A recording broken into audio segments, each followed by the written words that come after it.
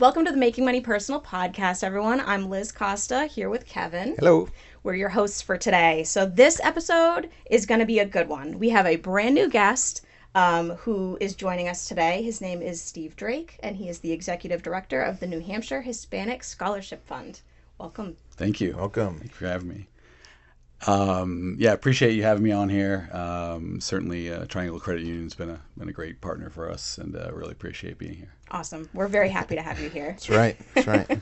Okay, so as many of our listeners know, and you may know too, one of our core values is community, right? And we want to make it a part of our mission to really support the organizations and nonprofits that work in our community, right? So New Hampshire Hispanic Scholarship Fund is one of those.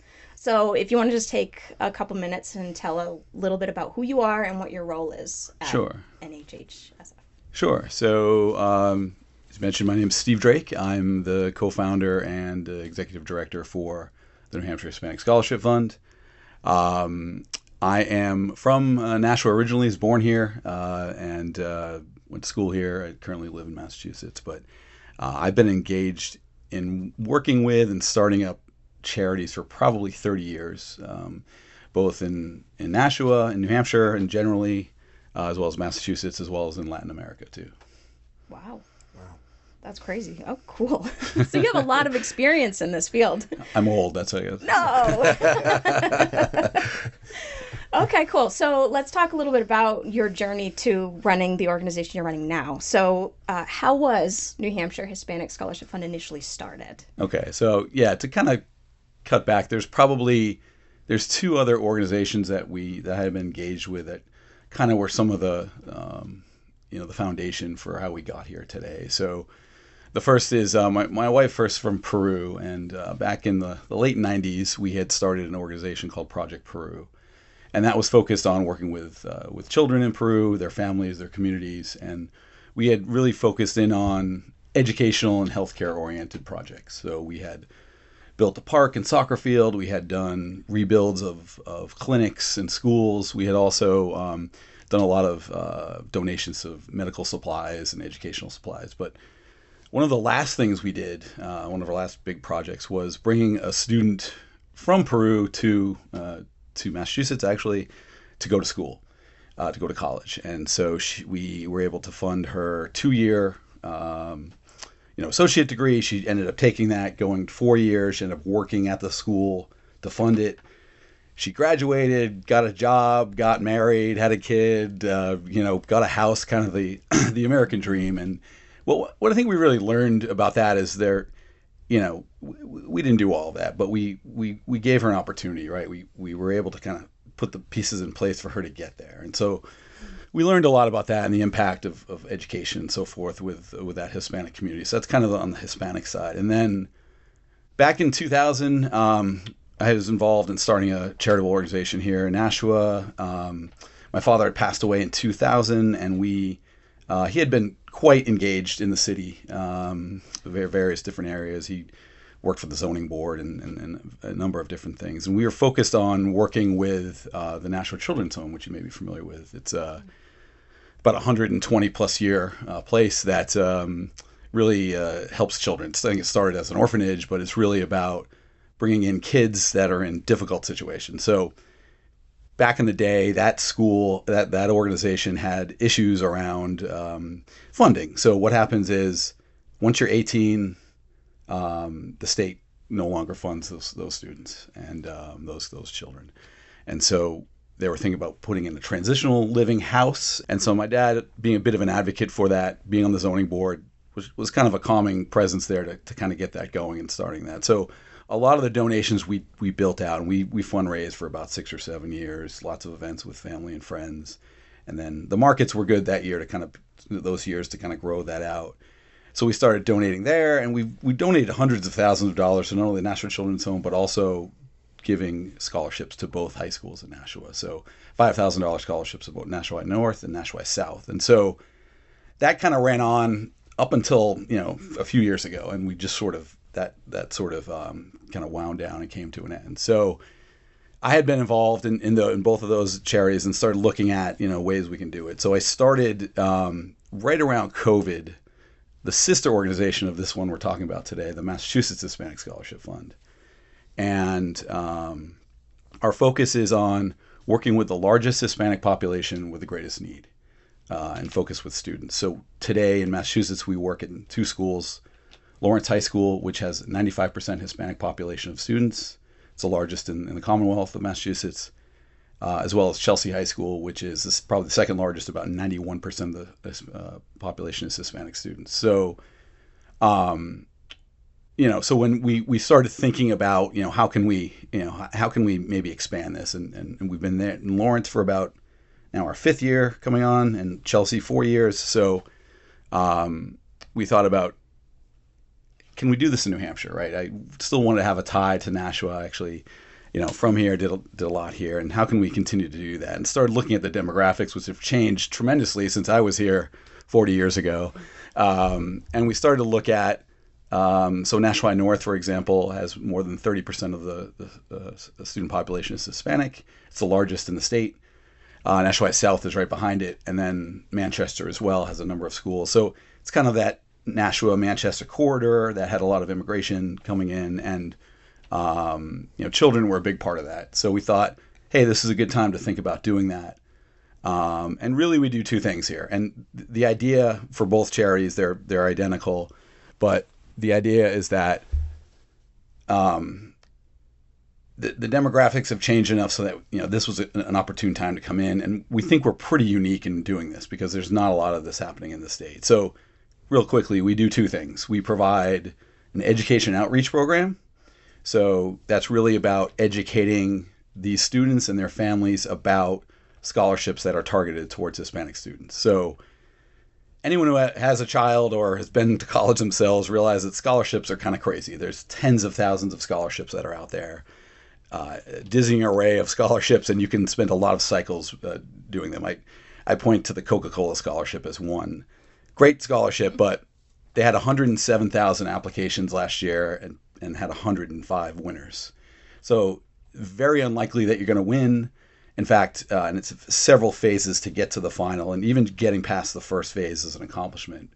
And nothing to disparage that. It's a fantastic scholarship program, but you could spend a lot of time working on that, and it's really unlikely you're going to get that scholarship. So we try to hone in on really 3 kinds of scholarships that we focus with.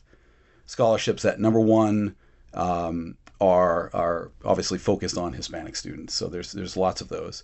Secondly, within the community that are local if we can. So lots of organizations are focused for those communities that the students are already in. Important to think about how they can apply to those.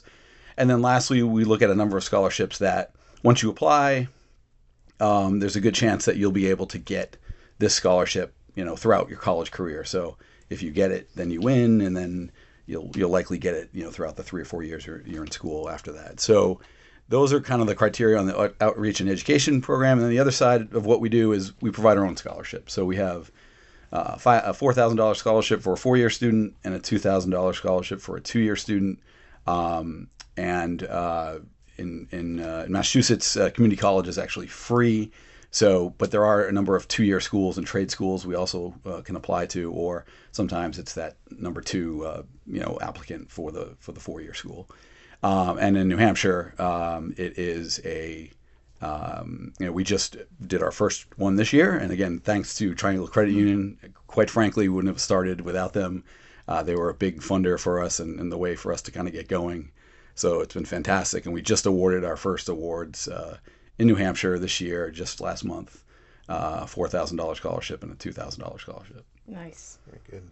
Very cool. So it was a long way around, I know that, but that it's I think it's important to understand how those kind of all work together. But it's part of your story. I mean, that's the history, right? Yeah. Yeah. And how long have you been? So you said that the Massachusetts one, your fund was started 5 or 6 years ago? Officially, we started it before COVID, and we had a little bit of a change, and we tweaked it a little bit. So this is going to be we finished our 4th year at Lawrence High School, which is our first school that we worked with. So 22 was our first year. Okay. And then this is the first year for New Hampshire. That's right? correct. Yep. Okay. This is our first year. Yep. Well, that's a celebratory event. Yeah. Very exciting. Yeah, it was excellent. we're actually going to get a chance to catch up with some of the kids next week and do some video, and we're going to get our social media going. And awesome. Fantastic stories about, what they've done and what they're doing now. These are new grads, but we also have kids in Massachusetts from the past years too. Yeah. But, how many students total? I mean, if you can calculate. Yeah, about 12 or 14 kids at this point. Awesome. We've had a couple of other extra scholarships here and there as it kind of came about. So yeah, it's been great. It's something we kind of didn't think we could get there, but and it's a small thing, but the way we start, we're able to kind of keep it going. And again, it's been a fun run so far. Cool. Very cool.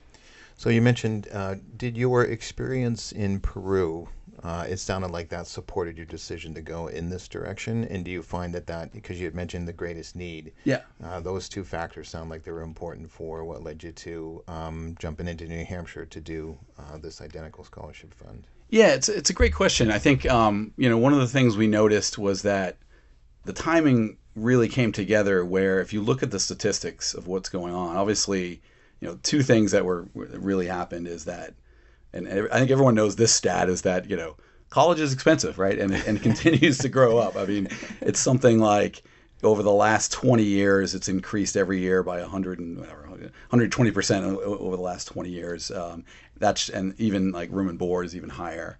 And so that combined with what we're seeing today is the largest group of college students today are Hispanic students.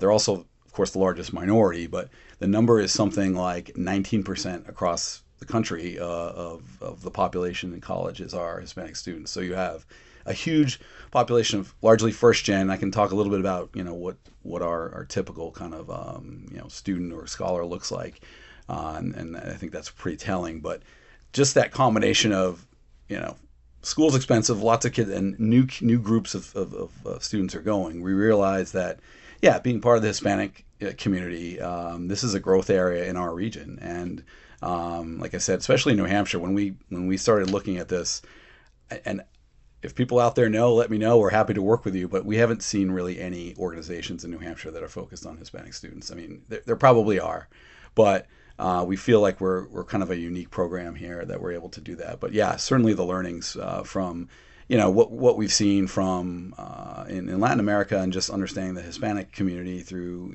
our work and personal and some of the community work we've done here really kind of got us there. Yeah. You brought up a little bit about the criteria, the qualifications. Do you want to explain a little bit for the listeners, like what it is, like what types of qualifications you're looking for these scholarships? Yeah. So I think there's two parts to that. So the qualifications, I mean, you have to be a quarter Hispanic, which is a grandparent, which is in the schools we're working, it's pretty easy. We provide this for seniors, so you have to be a senior that's graduating.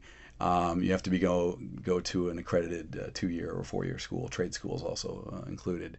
And then we have, our application includes, lots of, various kind of questions about what you're doing. But we do we say a 3.0, and in fact, it can be a little bit lower. And I'll talk a little bit about how that works. And the reality is, there's not a lot of scholarships for 3.0 students. In fact, even good 4.0 students don't get all the scholarships, right? So, but we really look at kind of the full story. Our essay question, which they love the essay question, right?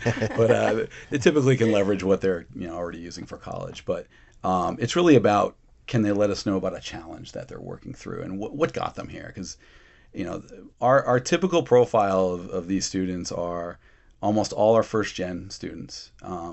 A lot of these kids have only been here a couple of years in the country. They're obviously dealing with learning a new language. They're dealing with standardized testing, and the whole thing is new to them. And it's high school's pretty tough for most kids coming in like that. It can be challenging, and these kids working in that. There's lots of challenges that they're facing internally. Some of these kids are coming with just one parent, while another parent's back in their home country with their maybe another sibling. So some of them may be coming only have one parent. There's a lot of challenges with things like neglect, abuse, addiction, lots of violence and so forth, not only within the family, but within the communities can be really, really challenging. So we often say with these kids is like, when they've graduated, they're going to college and they've won a scholarship, say, how did you do that? Like, how did you get here from where you came from? And so there's, that's our typical student. Our students are typically working upwards to 20 to 30 hours a week, and they're working at difficult jobs, Market Basket, Dunkin' Donuts, McDonald's.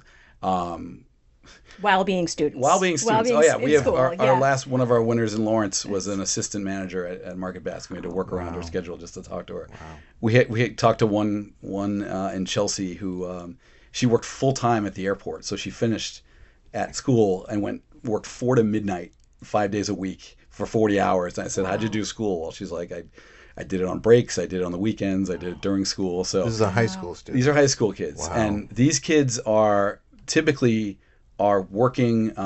They're contributing to their families, budget, right? They're helping pay bills. Oftentimes, they're sending money back home as well. A lot of times, these kids are also kind of caregivers to their siblings, or maybe an abuela or abuelo, a grandparent that they're taking care of. And so they're taking on a lot. And a lot of these kids are also taking college courses. They're doing sports. They're doing clubs. They're maybe involved in their church. So it's a really unique challenge to say, how did you manage to do this, right? Where were you 4 years ago? Where were you 8 years ago? And you've arrived. It's quite an accomplishment and quite a challenge. So that's our typical profile, which can be quite different from some other scholarships. And so, just one point on the 3.0, what we have seen is that these kids will come in maybe freshman year, sophomore year, and they're learning the new language. Maybe they just arrived in the country, and they struggle with classes, obviously English and all of the other components. But then something clicks, maybe end of sophomore year into junior year. A couple things go on that, they're starting to pick it up a little bit and understand. But they also look at what their family's doing. They're realizing, wow, my parents work so hard. They come home late. They're working 2 jobs, but they're keeping us fed. They're keeping a roof over our house. And they want to be able to be better and do better, not only just for themselves. And I've got some great quotes from the kids who just graduated in Nashua, but for their parents. They want to be able to provide for them, help them, not be a burden to them, and for their communities, which is just fantastic.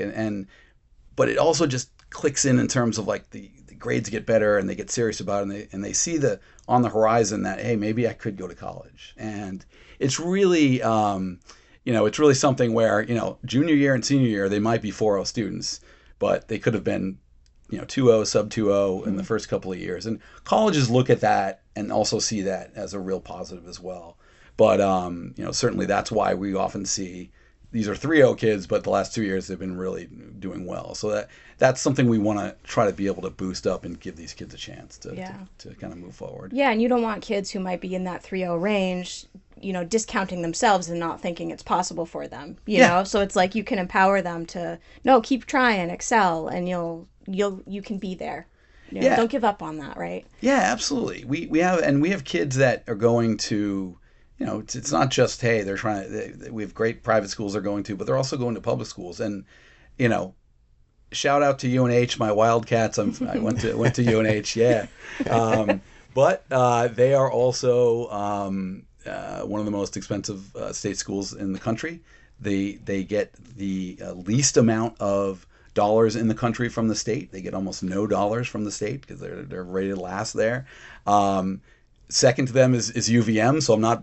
My whole New England folks there are all very expensive. The UMass system is very expensive. UMass Boston, to live in UMass Boston, which is part of the UMass system, it's about $25,000 room and board, just for room and board. And so these kids, and another thing to think about is, in Massachusetts, as an example, I think in the state or federal, the FAFSA, right, the financial aid, I think the amount's like $75,000, where once you get over that threshold, you're really losing out in the grants, right? They'll give you loans, but once you're over that threshold, and if you think about 2 adults working, $15 an hour is the minimum wage in Massachusetts. two adults working full time is about 60 something thousand. Likely they have more than, if one of them just has one more job, they're over that $75,000 threshold. So we see these big gaps for kids that are going to state schools. Most of the money they get will be through the FAFSA and through the schools that they apply to that give them the package. But whether it's a private school or public school, there are still $20,000 plus gaps for schools that you look at and go, I didn't think that was that expensive. And so that's and like I said, for a 3.0 student, there's not always that those dollars available. So it really is about giving them that little boost. We're not we're only a one-time scholarship for what we provide, but hopefully the information we can provide can also help be supplemental to what they're offering. When you say one time, is that so our scholarship is just a one-time scholarship. Scholarship. So they can't the following year. They don't get another. Right. That's just for the seniors for that year. Gotcha. Yeah. We'd love to be able to fund them all. There's lots of challenges. Money, of course, drives it all. But yeah. So you said in New Hampshire this is the first year you had given scholarships. How many applicants did you have? Yeah, so we had about 15 applicants, which it sounds small, but that's actually quite good for the first year. Yeah. And again, very good quality, I think is the bigger part, because we, the part of what we wanted to do with this organization was, there's plenty of awards, and we were offering ours as part of their yearly awards program, awards night, where the kids go in, and there's lots of scholarships in there, and they're all great. But we wanted to be able to not just like, hey, here's a scholarship, show up and you can win it, fill it out. We wanted to be able to kind of make sure we can curate that. And we usually have anywhere from 4 to 6 kind of engagement points at the schools, right? So it's whether it's a college and career fair, we're able to be there. It's actually having the students there. We also engaged in what's called scholarship days, so they get days to come in and just work on those scholarships. And there we get a chance to actually, we want to say, hey, make sure you fill out ours, but we also get a chance to talk to the students and really, talk to them, learn about what their situation is, and put a face to that application. So, we're really happy. If you think about 30% of the population, that's a good number to get 15, and it was a really difficult to narrow that down to 2. I mean, obviously it's different, and I try to tell them this is my selling point is like, I give the Coca-Cola scholarship scenario. That's 1.4% chance. Here you got 2 out of 15. That's a pretty good chance to win the scholarship, and so it resonates. So that's a good number. But for example, in Lawrence, now that we've hit our 4th year, we had over 80 applicants last year. So it's really it's a part of it is just getting going and starting, but we thought that was a good number for year 1. Yeah, I was going to say I expect it to grow as the scholarship becomes more. And I also what I really like, I guess, is that your choice is not based on just ticking a box, right? Because you mentioned not just showing up and here's your scholarship. Yeah. Yes, there's a box to tick because there's one obvious qualification, but then you have the stories that you go through.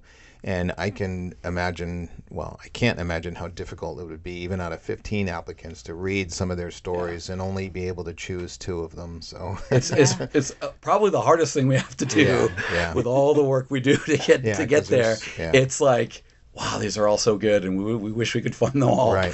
Absolutely, absolutely, yeah. I think about our first applicant in Lawrence was a student named Ashley, and she arrived here during COVID, right? So her literal first experience arrived in this country. Her first experience was opening up her laptop, going on Zoom and saying, this is high school in the United States. I don't speak the language. I don't know anybody. And she really flourished, took off, and she's in a nursing program at UMass Lowell and is doing really great. And so, and there's so many great stories of overcoming, lots of those challenges I had talked about earlier. And we're just starting to do as I mentioned, some of these social media videos, and we're going to meet some of them in person. Some of them have sent us videos, and it's like one just graduated last year. I was like, oh my gosh, she's flourishing and doing really well, and it's just awesome to see because like I said, it's just so hard to think about where they came from to be able to get there. Yeah. Yeah. UMass Lowell, sneaky good school. Yes. So our applicant, our scholar for New Hampshire for Nashua North, is going to UMass Lowell for electrical engineering. Fantastic engineering school. Yeah, Nice. I have a son that recently graduated from UMass Lowell, Yeah. so I know it's I think it's highly, almost even criminally underrated because it is part of the UMass system, but I don't think it gets enough. Sorry, that's not right. No, I'll also throw in when the UMass Lowell basketball team beats UMass Amherst. That's also that's another piece there. Yeah, I do celebrate. Sorry, I know you're a Wildcat, but I do secretly celebrate when the Riverhawks beat the Wildcats in hockey. Yeah, oh yeah, hockey. That's a fantastic program. Fantastic groups there. Yeah, absolutely. UNH Cool. as well. Well, at this time, we're going to take a quick break Yeah. for a word from our sponsor, and we'll be right back. Ready to make your move? Our 40-year mortgage can help make homeownership more affordable. With lower monthly payments, you can enjoy more flexibility while finding the home that's right for you. Plus, we'll help you save with $1,000 off closing costs for first-time homebuyers or $750 off closing costs if you're looking to refinance. Make your move with our 40-year mortgage. Contact us today and start your journey home. Visit trianglecu.org to learn more. 40-year term is valid on adjustable rate mortgages only. Annual percentage rate and margins are based on your credit history. Payment example: a mortgage loan of $300,000 for 40 years at 6.49% APR will have a monthly payment of $1,762.14. Taxes and insurance not included. Your actual payment obligation will be higher. Visit trianglecu.org for additional details. $1,000 off closing costs for first-time homebuyers and adjustable rate mortgages only. Triangle Credit Union, NMLS number 528721, Equal Housing Lender. Federally insured by NCUA. Welcome back, everybody. We're going to shift gears a little bit here and bring in a little bit about your experience, Stephen, running your fund, this organization here. So organizations can be challenging, right, on all kinds of levels.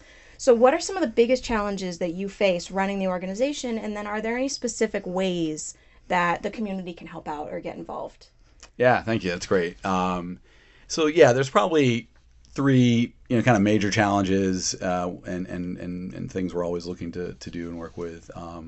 Certainly, funding is important. We can't do it without funding, right? Yeah. And I think I'm pulling back to my political communication master's degree, where it was any campaign you're working on, there's money and there's message, right? So you can't do it without either. But and I wanted to just make a point about with Triangle and as well as some of the other organizations we'd work with. And so in Nashua, there's really only two financial services based organizations here in the city, and we work with both of them, and they've been fantastic. And so I wanted to point out, when I talked about how we engage with the students in the schools, that we also work very closely with you, Triangle. So we get great donations from a lot of good organizations, and that's fantastic. But the organizations where we have the best relationship with is the ones that we're working with hand in hand. So when we go in and tell our story about scholarships and the opportunities for our own scholarship and try to educate them on some of the core kind of curated scholarships we've talked about, we're talking to 17, 18-year-old kids who are obviously figuring out how to pay for college and are, most of them are working and budgeting and so forth. To bring in Triangle and kind of tell that kind of financial literacy story is works very well with our story. It's not just hey, come in and listen to a company that sponsors with us, but very, very relevant. And so when you're talking about learning about credit, learning about what's a loan versus a grant, what's a scholarship all about, and also things like fraud. First of all, the students are very much aware of a lot of this, but you get very good conversations. So when we're bringing the bank in, so it's been a fantastic journey this last year to be able to have great representatives from Triangle to come in and speak to the organizations hand in hand with us. So I feel like that's a great partnership. So funding is great, and anything we can do to get funding, especially within the state and locally, is fantastic. But that's kind of how we work with some of the larger ones. I'd also say partnerships, right? We've had some really good organizations we've worked with in Massachusetts that are working directly with these kids that take them from like freshman year, they have to apply, and they work with them all the way to senior year, and really help with their kind of resumes and kind of guidance to get to a college place. And both schools that we work with in Massachusetts have similar community organizations in the cities that work with them, and we work with them as well. It gets an audience for us, but we're telling the same stories of how we can kind of get there. So any kind of partner organizations in the city in Nashua would be great to work with, to be able to kind of get out there and tell our story. And then lastly, if there's interest, volunteers, right? I mean, we one of the challenges with growing, we're a very, very small organization. We think we kind of punch up on our weight, if you will. But we, the more we grow, the more just resources we need. And, you can have the dollars, but, we do want to have that engagement with the students and with the schools and even the families. So that takes time and effort. And so, no one on our organization, is paid, and it's all volunteer. But, so anytime we can get help, if there's people that are interested too, that's obviously something we'd be very interested in working with as well. Cool. Nice. Yeah, very good. So other than support, Yeah. which is obviously a big one, and then volunteering, any other ways the community can be involved that you find that you have a need for? And do you allow the community to come in and work with the kids themselves? Yeah, so I think it's obviously we've got to get clearance and all that to make Yeah. sure those kind of Yeah. things, the various things you have to sign up for that. Right, But right, yeah, to the extent, and we're just getting going. So I think that when we first engage with a school, we're working with the guidance teams, which are fantastic in all of these schools. I mean, the work they do is amazing. And we put a lot of pressure on them to get things going and say, look, we want to get these meetings with the students. We want to be able to get out there. But yeah, I mean, that's kind of the next phase too, to be able to get more engagement with other organizations to come in, whether it's our financial sponsors that can come in and be relevant and tell those stories that are part of it, or being able to work with the community-based players that can also do so. And we get engaged as well in different, like I said, the college and career day is interesting. We'll be there. We're one of the only we're an odd duck there, because you've got schools and you've got, like the U.S. Army's there, and you've got local businesses, and then we're kind of there. But they really welcome us in there, and that gives us a lot of opportunity to have, again, more engagement with those students. Awesome. And tell our story. Yeah, that's awesome. And so what I do outside of Triangle involves young people, and I think when you get to engage young people and you see the light bulb come on, or you see something click for them, and what you're doing is very much that, where you are literally providing a part of a pathway for young people to perhaps have hope and see that there's a future for them. And you were talking about Ashley a few minutes ago. So is there somebody from your program this year in New Hampshire that maybe a success story that you'd like to share? Yeah, I appreciate that, and you're absolutely spot on with that. It's amazing to work with these kids, and it's just it's like that's the payoff, right? We say we don't take a salary. That's the payoff to see how great these kids have come about. But yeah, I do have a couple of quotes from our two scholars, from our first two scholars in Nashua, which are just we didn't ask for this. This is part of their their application. It's part of their essay, and so. Our first is Ricardo, is a $4,000 scholarship. He's going to be electrical engineer at UMass Lowell, and he's involved in a lot of different activities and so forth. First gen student, but his quote was, "I want to major in electrical engineering to improve the lives of lower income and Hispanic families in need by expanding their internet and technology access." So a lot of what I hear from these kids, from both of these kids and all these kids, is that it's not just, hey, I want to go to college and make money. It's, I want to help my family. I see what my mom or my dad's doing. I want to be able to, make them proud of me, but I want them to be able to help out. And these kids are also going beyond that. They see within their community, the challenges, and they see how they were being lifted up. And so the other quote is from our other scholar, is Maria Jose, who's a $2,000 scholarship. She's attending National Community College. She's going to be a business major. She's a 20 to 30 hour worker. I love her quote. She's a family translator, which is a fantastic, fantastic job in and of itself. I know that well. And also a first-gen student. And what she said was, I want to build opportunities that connect cultures and create access for families who are starting over, just like mine once did. So again, about how they can lift up the community. They see that they've gotten a great opportunity here. How can they give back and then lift up their their community, their environment? So we're very happy to have these two as our first two scholars. Been fantastic. That's great. It's very good. It makes me feel like I'm not doing enough. I'd love to hear more about what you're doing. It's great. Yeah. Well, feels like you're super busy when you're in it, but to hear what these kids are doing, and at such young ages, right? Whereas you get to be my age and you're supposed to have figured a few things out. So that's very encouraging. I hear you. It's cool to see the, and I'm just going to use the word investment because I couldn't think of anything else, but the investment the scholarship makes in these students, and then what they bring, the investment they bring back to the community. It sows itself, right? And they're willing to put that back, like you had said, put that back towards the needs that they see. So your scholarship expands beyond just the one student, in a way. I think that's pretty cool.